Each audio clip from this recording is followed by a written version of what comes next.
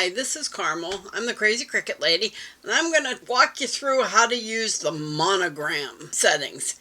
It's not a tool I use often, but there are a few things in it you should know. First of all, it opens up to this. It's this little button down here on the bottom. This is the one monogram that is extremely useful. There are all sorts of tutorials online to show you how to make this yourself. Notice I've got my initials in there. They're all confusing and difficult to follow. Here they give it to you right away. Unfortunately, you cannot change the font, but we're making progress. As you can see, there are several different ways, and they have several fonts. And you can put a circle or whatever around it. All this stuff is pretty basic. I mean, you can build this all if you know what you're doing in Design Space and have much better results. But if you're just starting out and you want a quick monogram, this is a great tool. It goes to Elegant, which is just different fonts. Really fancy fonts. Handwritten, which is just sort of cursive. And Vintage, which is old-fashioned.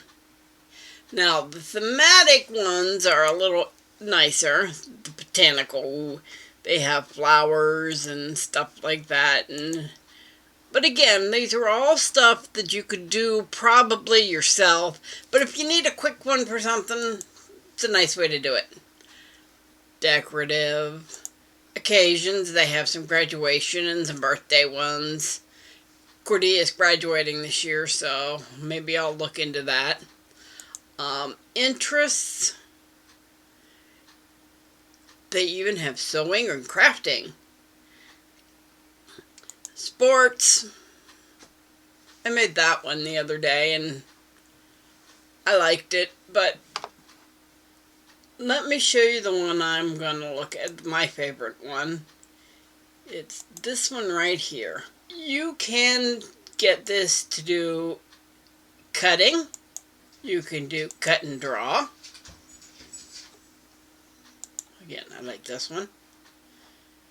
You can do any. Okay. The important thing to remember is once you send it to your canvas or add to canvas, you can't change it. Here you can change the different way the font's displayed. It's basically all of the choices in this bit, only they put it with the theme. But I did this and I'm going to show you what you can do with this. I cheated and did these in advance.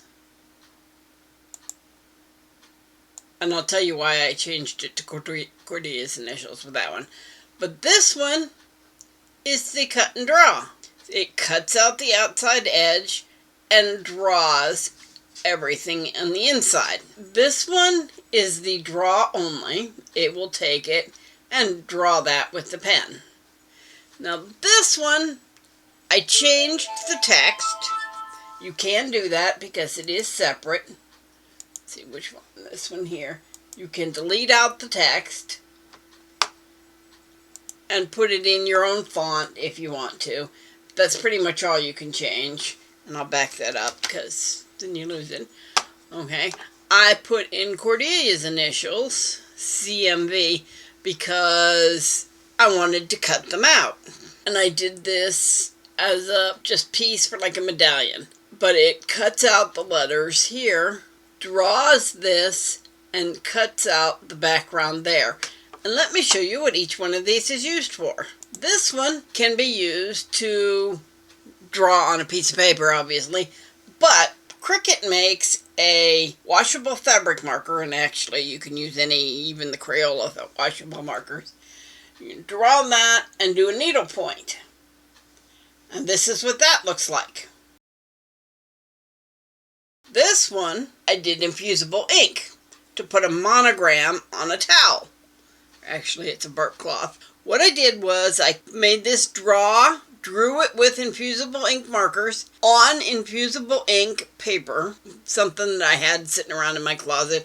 You can also use your sublimation, but draw with the infusible ink markers, and then you can You have the pretty design and then put the whole thing on your towel. This one, like I said, I cut out of paper. It looks like this.